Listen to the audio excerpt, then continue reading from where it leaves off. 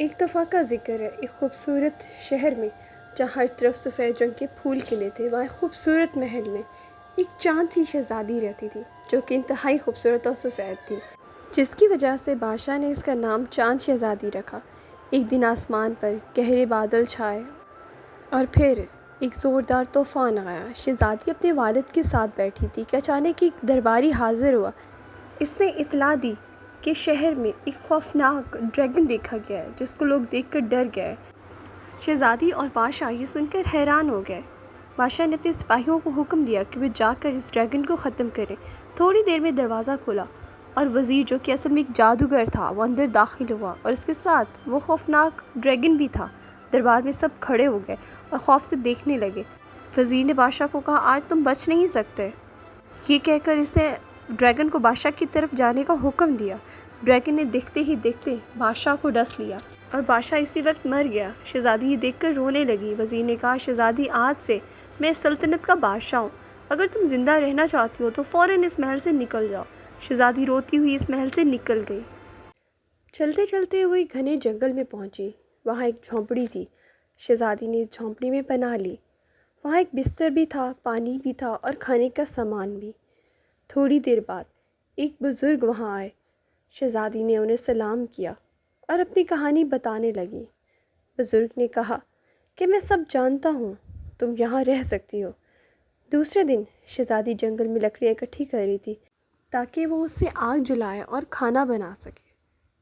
اچانک شہزادی نے گھوڑے کے چلنے کی آواز سنی۔ وہ بھی چھپنے ہی والی تھی کہ اس نے دیکھا کہ ایک سفید گھوڑے پر ایک خوبصورت شہزادہ جس نے سفید رنگ کا لباس پہنا تھا، وہ گھوڑے سے اتر کر اس کے پاس آیا۔ اس نے شہزادی سے پوچھا، تم اس ویران جنگل میں کیا کر رہی ہو؟ شہزادی نے اپنی ساری کہانی اسے سنا دی۔ شہزادے نے کہا، وہ اس جادوگر کا خاتمہ کر کے اس کو اس کے ملک واپس لے جائے گا۔ اسی وقت وہ بزرگ وہاں آ جاتا ہے۔ وہ بتاتا ہے کہ اس جادوگر کی جان ایک پنجرے میں قید پرندے میں ہے جو کہ 7 سمندر پار ایک کالے پہاڑ کے محل میں ایک سونے کے دروازے والے کمرے میں ہے۔ بزرگ بتاتا ہے کہ وہاں جانا بہت مشکل ہے کیونکہ پہلے آگ کا دریا پار کرنا پڑتا ہے۔ شہزادے نے کہا کہ میں شہزادی کے لیے کچھ بھی کرنے کو تیار ہوں، تو بزرگ شہزادے کو ایک قالین اور ایک انگوٹھی دیتا ہے۔ وہ قالین کے ذریعے اس دریا کو پار کرے اور محل تک پہنچے، اور انگوٹھی کے ذریعے خود کو غائب کر کے پرندے تک پہنچے۔ شہزادے نے اس قالین پر بیٹھ کر اس خوفناک دریا کو پار کیا۔ پھر وہ 7 سمندر پار اس کالے پہاڑ کے محل میں پہنچ گیا۔ شہزادے نے محل میں ایک سونے کا دروازہ دیکھا اور اسے کھول کر انگوٹھی پہن کر اس پنجرے تک پہنچا۔ پھر اس نے اس پنجرے کو کھولا، اس میں سے پرندے کو نکالا اور اس کی گردن مروڑ دی۔ اس جیسے ہی گردن مروڑی، ایک زوردار دھماکہ ہوا۔ شہزادہ کیا دیکھتا ہے کہ شہزادی اس کے سامنے کھڑی ہے اور وہ دونوں ایک محل میں کھڑے ہیں۔ یہ وہ محل تھا جو شہزادی کا تھا۔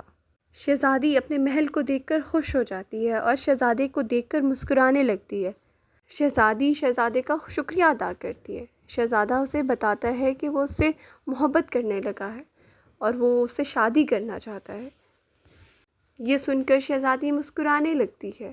پھر کچھ دنوں بعد شہزادے اور شہزادی کی شادی دھوم دھام سے ہوتی ہے اور پھر دونوں ہنسی خوشی زندگی گزارنے لگتے ہیں۔